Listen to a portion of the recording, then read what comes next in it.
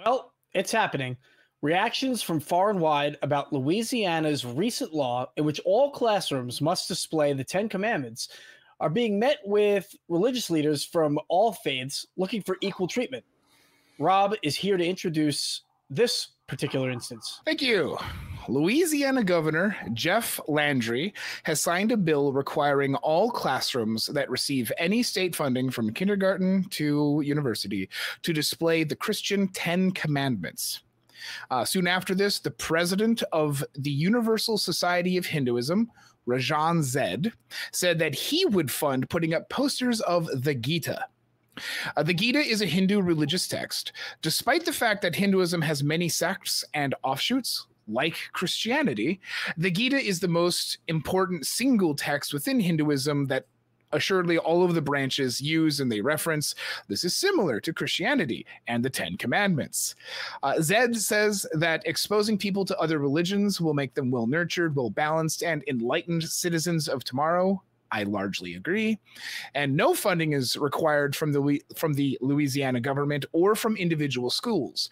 Do you think that the Louisiana government will take him up on his offer? I do not. Well, you know, Rob, first, before we move on, I just want to highlight that this story is from WGNO ABC by Kimanti Avery on June 24th, 2024. That was a very good synopsis of that. But what I want to ask you is, you know, why is it so bad that they do this? And let me give you some context. So, and I'm talking about the classrooms, the law in Louisiana. The authors of the law, the supporters of the law, say that it's historical and that they want to kind of pay tribute to the original lawgiver, Moses. I mean, is that really so bad? Didn't he start it all? So yes, Jeff Landry does literally say that he wants to, he says, if you want to respect the law, the rule of law, you've got to start from the original lawgiver, which was Moses. So a couple things. One, it is legitimately hilarious to me that he thinks that Moses is the very first person to ever decree a law. Even within his own book, I would say God did it, but that feeds their argument. But it's still just like a nonsensical statement. Like even in his own belief system, it does not make sense. So cool. But like, even if you want to go that way, Hinduism is already older than Christianity, right? So the Gita is necessarily older. So if we're going to be consistent here, we should really let the older thing also exist, because that's the original law. By the way, it's also not. So, but there's a couple other things here, right? Like the government, the Louisianian government can only affect classrooms that receive state funding, right? So not only is this a clear violation of church and state, but the reason why it is because the only ones they can actually give the rule to are the ones they give money to. And those are the ones that they're explicitly doing it to, the ones that they're not allowed to, which is the only ones they can do, the only ones they're not allowed to. And also within his own belief system, this statement itself doesn't make sense because laws have existed before Moses. Yeah, it's and audacious. And not only has it existed before Moses, but a lot of the law, a lot of the folklore that is in Judaism comes from other cultures that pre-existed it. So this guy, if he wants to post up things that are historic, well, he's got a lot of learning to do himself, doesn't he? And Kelly, you know, Rob mentions this is clearly unconstitutional. Where do you see this going? And will our Supreme Court, will it go that far? And if so, what's the outcome? You know, you would think that it wouldn't have to go all the way to the Supreme Court. Now that you mention that, I would hope that it doesn't have to. But in today's day and age, I mean, we had that football coach, the high school football coach, praying on the football field, take his all the way to the SCOTUS. So who knows? But you would think that this is pretty much a cut and dried case as far as I can see.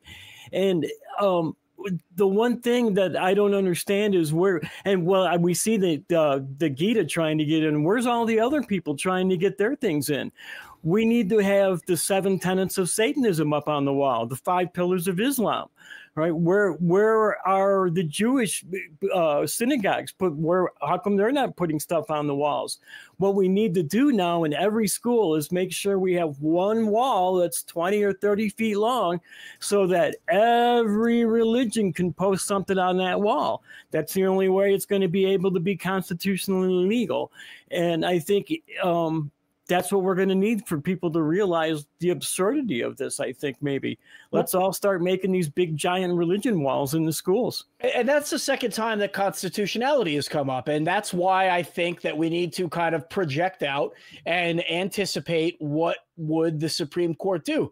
Eli, the Supreme Court, I think we see more and more ruling along party lines, which is exactly what it was designed not to do. But do you think that this effort by Zed to post the Gita will work in his favor, considering those things? Realistically, probably not. I think this is what's going to get the whole initiative probably shut down. They're going to say, well, no, we can't have non-Christianity in the schools. But I really wish that it would. I hope that it would, because then essentially, if the SCOTUS doesn't shut it down, or some ruling body doesn't shut it down, now the Christian nationalists in Louisiana have to justify why they're special. Why don't they have to follow the rule, but everybody else does? And what we're going to see is either it's all going to go away, and there's going to be no religion and no more mandatory religion in the schools anymore. Or we're going to see a bunch of kids in Louisiana start getting exposed to a bunch of different religions, hopefully see how bullshit it all is. And then within like a couple of generations, like when you start pouring clean water into a cup that has like dirty water in it, and it starts to slowly filter out the dirty water, we're going to have the most secular state in the country is down in Louisiana, because all the kids are learning about how different all the religions are and how the same they all are and how incompatible it is with reality. That sounds... Go ahead, Rob. Go ahead. That is so hopeful, because literally in my notes for this, I have said, like, in the past, there's a Rob that would go, yeah, let them all do it. Put all the religions up there, because, as Kelly says, right, that's the only way to make this constitutionally viable. And that doesn't matter. And it doesn't, because they're going to say that the reason why that theirs is correct is because they're literally the correct religion. It doesn't need to be reasoned anymore. And we know this. They're doing it on purpose. He literally said he can't wait to be sued. This isn't about actually having a conversation or trying to maybe even just push limits, or like maybe actually expose people. It's not about that. Rob, on that point though, I want to ask you, he says he wants to be sued. I mean, is this just theater? Is this just political theater? And what is Landry's end goal? So yes, it is theater in that it is also security theater, but the end goal probably is to get it into the Supreme Court. If I am as correct as I am doom mongering, because he wants it to get it to SCOTUS so that way they can rule on it and then they can actually establish it. And this kind of goes back to, like, pastors, religious leaders are extremely convincing rhetoricians. And they give the spiritual enablement of being able to empower more active, politically powerful people. And yes, this is theater because he wants to make a show of it. He's literally asking us to make a show of it. And here's the thing, we have to, otherwise he just gets away with it. Yeah, so we're in a rock and a hard place, or in between a rock and a hard place, aren't we? You can't leave this alone, but you have to, because you have to expose the unconstitutionality. But then by doing so, it kind of allows this to get to the Supreme Court and actually see what happens. I mean, this is probably the ideal time for something like this. Kelly, on that front, I wanted to ask you, are they pushing to see how far they can get? And, does Landry know that he can get away with it? I was going to make a comment about this anyway, because it seemed like there was the next segue into it. So thanks for asking. I think that I'm not so sure that it's political theater per se. I mean, it is, of course, because he's trying to appeal to a base who's trying to get elected. But I think there's also another push to get these kind of cases into courts. That's why we're seeing so many of them lately. And even though they're losing a lot of them, they're still winning a few of them here and there. And when they get these cases that they've won, they can use them as precedent to bring into the next case and try to win that one as well. And so when I was saying before, I would hate to have to see this get up to SCOTUS, but it wouldn't surprise me if it did, because they are pushing these things. They want to get these lines drawn in the sand that we don't actually have right now.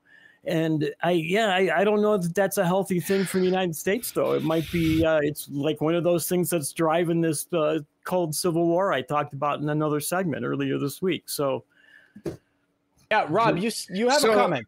Yeah, so I understand and agree with you in the sentiment, but the problem is the lines in the sand have been drawn.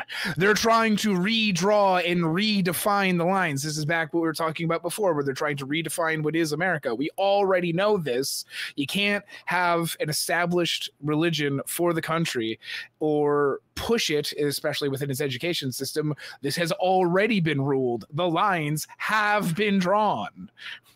So, Eli, I want to bring you in on this and ask you, does Zed actually have any foundation for advertising or wanting to advertise the Gita, wanting to advertise Hinduism? Because we know that he is a distinguished Hindu statesman. He has given invocations in Sanskrit in many different political settings. He has been in front of many different government bodies and has given Hindu invocations, has talked in Sanskrit. And, you know, if we're talking about history, and the Hindi language is, or the language in general coming from Sanskrit is the foundation for many Indo-European languages, doesn't this guy have a point? Doesn't he belong just like the Ten Commandments do? Absolutely. Yeah. I think in the current, I guess the current state, the way that Louisiana is currently with this mandate to teach the Ten Commandments, if the reason for that mandate is the historical significance, the historical and cultural significance, then you can't ignore the Bhagavad Gita in that same context. And if there's anybody that's going to know about the history of it, it's Rajan Zed. You know what I'm saying? So he's going to be able to. I completely agree with you. I can't. There's nothing more I can say really without repeating myself. I think kind of has been said already, though. The requirement that Jeff Landry put in place in Louisiana is just for the purpose of stirring up support the next time he's up for election. Sure. And, Kelly, I know that you have a little bit of experience with Hinduism. And for the viewers out there, for anybody who doesn't know, Kelly, if you don't mind me saying, when you came out of your religion, you experimented with some of these Eastern religions, right? And found a home with Hinduism. More Buddhism, but yeah. But I did explore Hinduism, but yeah. Is there any likeness in Hinduism that would maybe translate to the public school system, or could be implemented in a way that Zed could get away with this? Well, they're, like all religions have that same moral code. I mean, let's face it. And that's one of the main arguments that theists often give us on the Collins shows that the ACA produces, that we can't have a moral life without God in our lives. So, I mean, and it is an underlying thing in all religions. It's like setting down a set of moral laws so that our society can get along better is actually a pretty good idea. I don't think that those laws need to be based on religious ideals. Like, take the Ten Commandments, for example. 5 of them had nothing to do with crime or anything. It just has to do with how you're supposed to worship God. So we could do without that kind of stuff, but there are good things in all religions about how we should treat each other. So that translates into something we should be teaching kids. Sure. Yeah. And, for any, I think, sensible person who wants to adhere to consistency, we could take some of these aspects of other religions and place them right alongside, just like Zed is proposing. He's proposing, just like the Ten Commandments rule, that the schools should be furnished with an 11x14 poster, and that it'll be completely paid for by donors, by members of the Hindu congregation with which he comes from, or from which he comes, Should the school have any opposition to not having to fund this? Eli, your thoughts? I think not. I think given all those things that you said, Rajan Zed is basically saying that we will accept the financial responsibility for this. We will accept the physical responsibility of distributing them to the schools. We're just like basically asking for permission instead of asking for forgiveness later.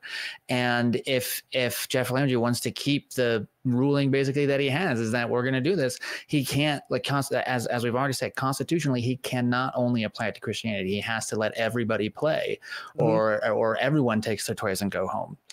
Religion wall. So Rob, as far as everybody playing along, not all Christians are playing along, are they?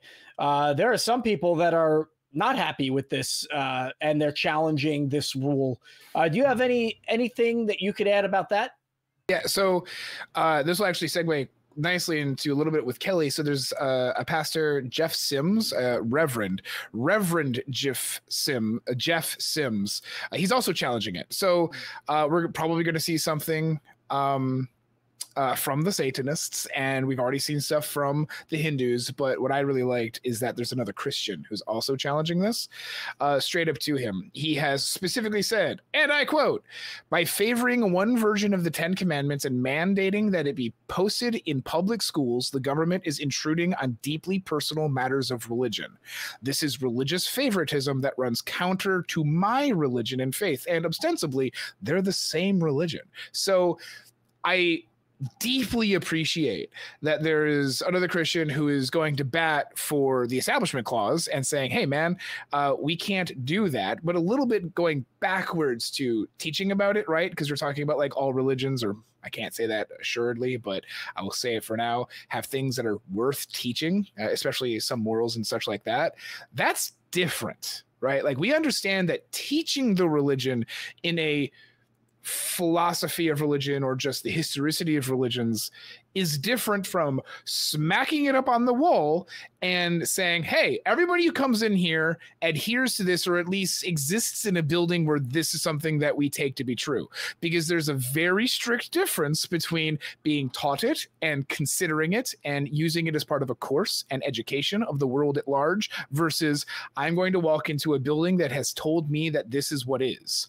These are different. Yeah. And, that is a really good point, because in the segment that we did earlier this week, we talked a lot about the founding of the writing of the Constitution and how that played into religion.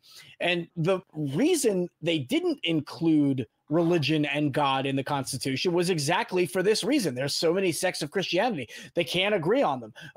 One sect doesn't want to be engulfed by another. And that's essentially what's happening. So not only is the posting of the Ten Commandments othering non-Christians, it's othering Christians. And it's really creating kind of an adherence to one type of Christianity, which is a subversive way to promote your own religion and kind of subjugate students, which is not something that's uncommon to religion. So where do we go from here? I want to get everybody's take. I'm going to start with Kelly and work our way over. Here we are, Kelly. We're in Louisiana. It's being challenged by many people. It's being challenged by Hindus. It's being challenged by Christians. We're likely to see this in court and not go away so easy. What comes next? The court fight and another challenge, because they're going to try to pull off something again just like this.